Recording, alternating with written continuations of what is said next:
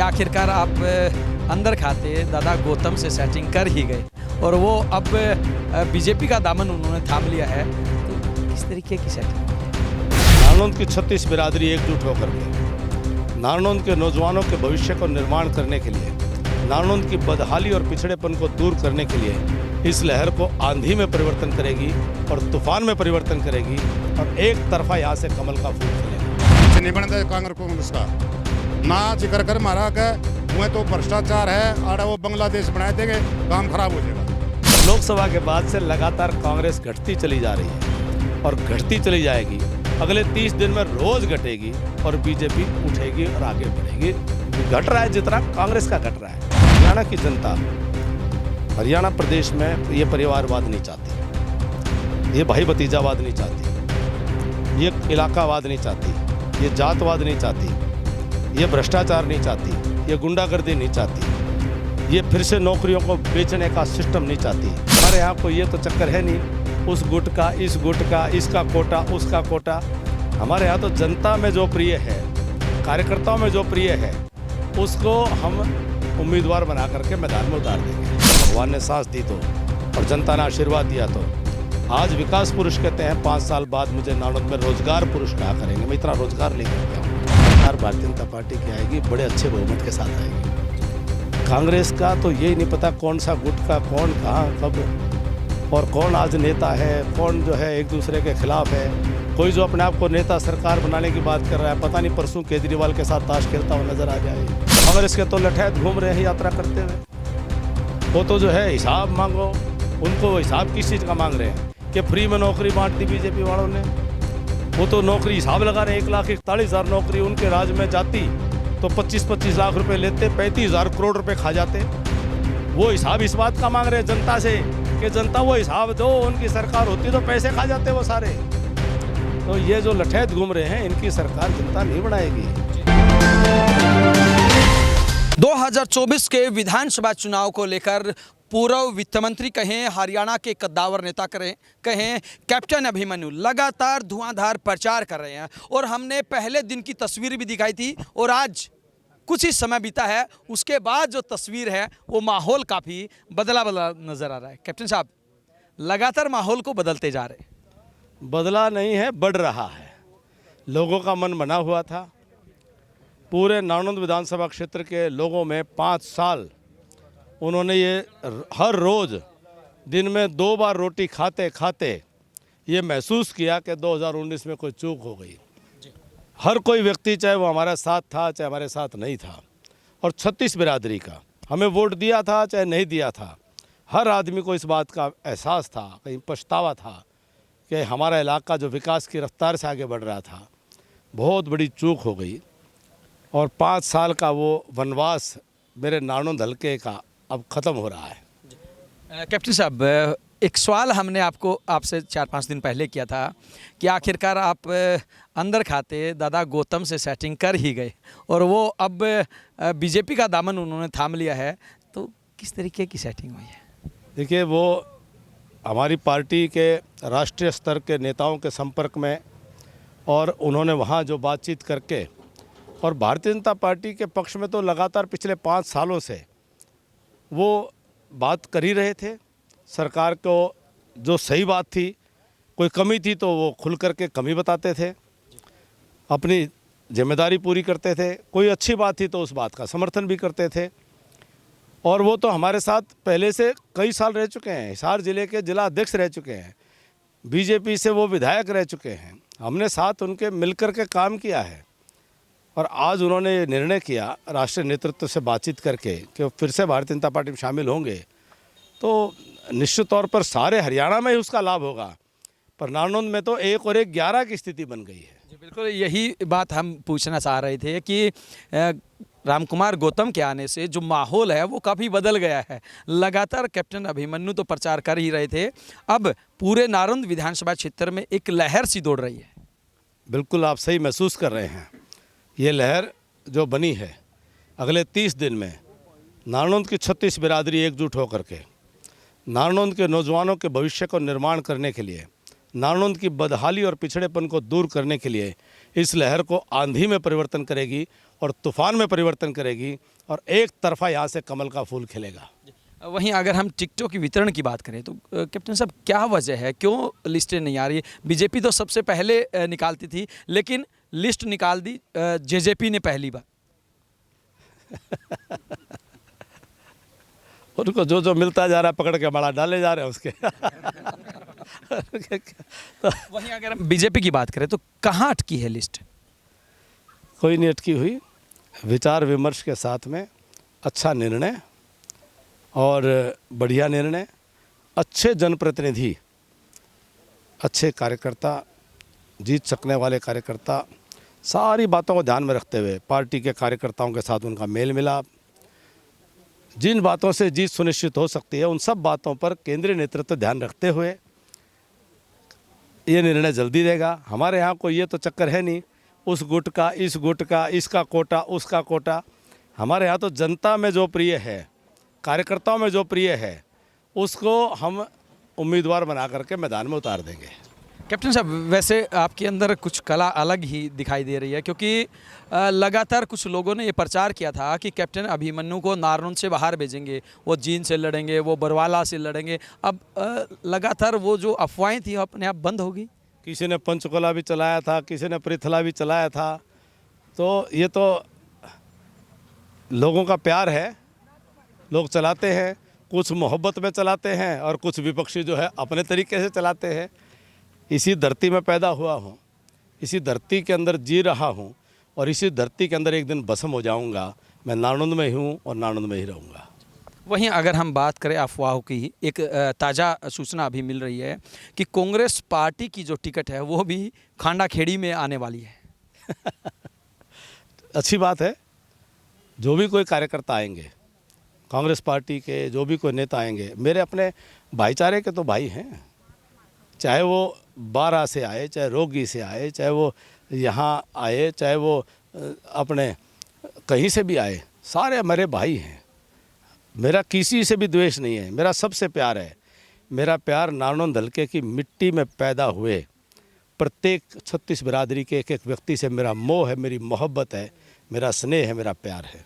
वैसे कैप्टन साहब, आपके नाम के आगे एक शब्द लगाया जाता है, विकास पुरुष। हालांकि कुछ प्रतिद्वंदी जो लोग हैं वो कहेंगे कि अतिशयोक्ति है। उस विकास पुरुष का या नारनौंद के विकास का आपको कितना फ़ायदा मिल रहा है इस चुनाव में? देखिए, निश्चित तौर पर जो जनता है या कोई भी हो, जैसा कि वही करे हुए को तो विरोधी भी मानेगा, और जो करा हुआ है वो दिखता है।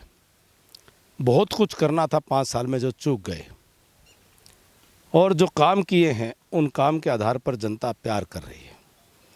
मेरे किसी प्रकार की कोई कमियां भी हुई रही हैं, कोई कार्यकर्ता का किसी का काम नहीं हुआ या किसी के साथ कहीं कुछ भी कमी रह गई, उन कमियों को भी वो मेरे जो क्षेत्र के मालिक हैं वो काम को देख करके उसको भी प्यार से ढक देते हैं। लेकिन अपनी कमियां भी मैंने देखनी है, दूर करनी है, विकास को भी लगातार चालू रखना है। और आज आप सबके प्यार की बदौलत ये विकास पुरुष का जो मुझे सम्मान मिला है, अगले 5 साल के बाद जब आपके साथ यहाँ खड़ा होऊंगा 2029 में, भगवान ने सांस दी तो और जनता ने आशीर्वाद दिया, तो आज विकास पुरुष कहते हैं, 5 साल बाद मुझे नारनौंद में रोजगार पुरुष कहा करेंगे। मैं इतना रोजगार लेकर के आऊँगा।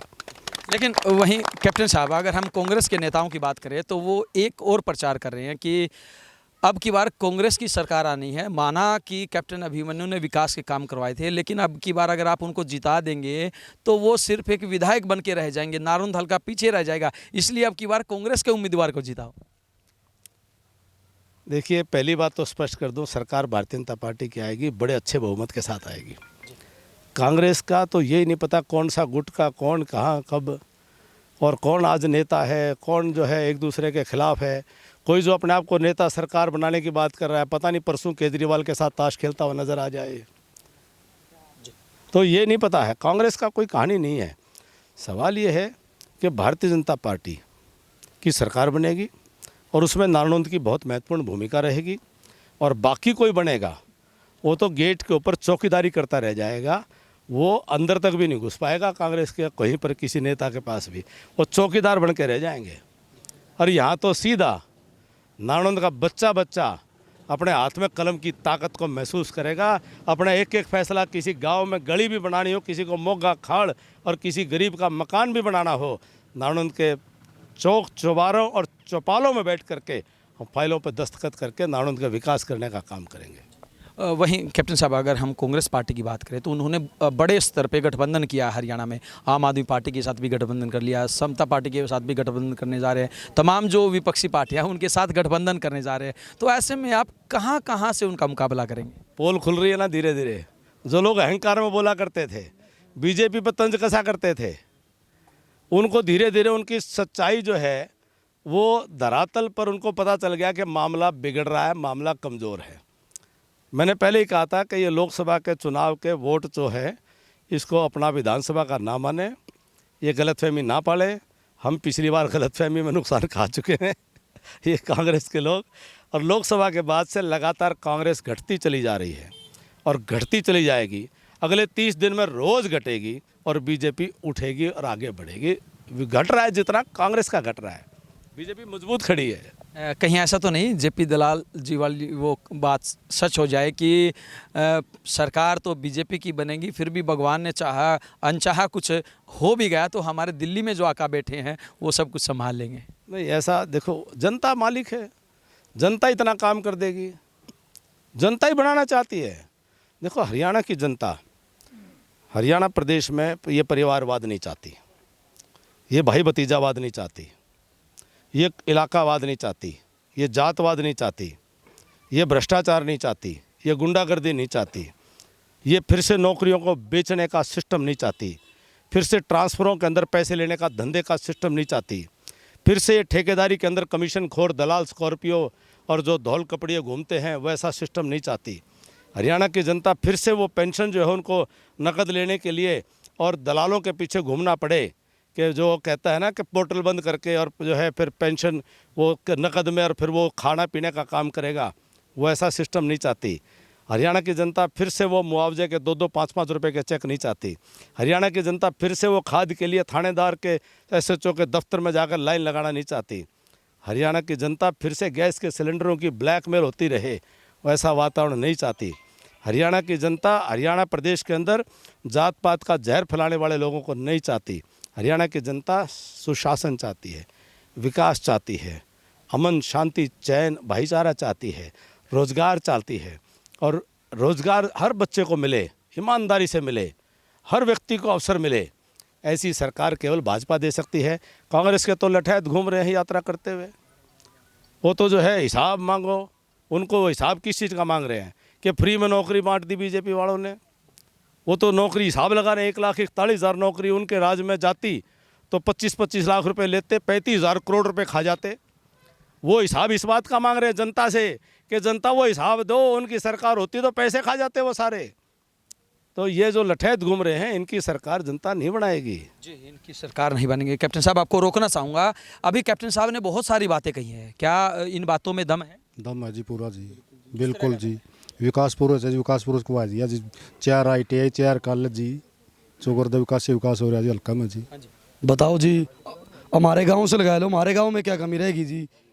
एक भी ऐसी चीज़ नहीं रही, बैंक से लेके सियासी सेंटर से लेके जो लोगों को चाहिए था वो चीज़ बनी। रह गया हल्का जी, हल्के के जो उम्मीदवार है, जो सरपंच साहब हैं, हर एक गांव के सरपंच बताएंगे। हमारे लिए तो इतना करा जी, गांव हमारा इतना ऊपर चले गया, अभी तो 5 साल पीछे चले गए जी। हम ये होते तो आज हाँसी डिस्ट्रिक्ट होता, नारून डिस्ट्रिक्ट होता जी। ये आज हमारी बेटियाँ हिसार जा रही थी, आज हमारी बेटियाँ प्यो माजरे से 10 रुपये लेके पढ़ के वापिस आ जाते हैं। इससे ऊपर क्या सुविधा चाहिए जी हमें? क्या लगता है कितना दम?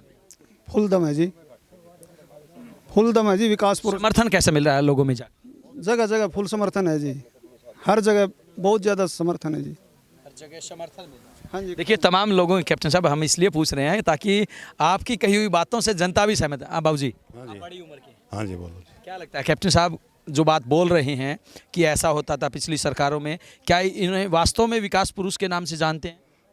इनने तो कम बताया है, जनता ने कम बताया विकास की बात। इसलिए बोले नहीं, पास की बात को नहीं, ना मैं लागले पेट की बात करता ना कोई और करता।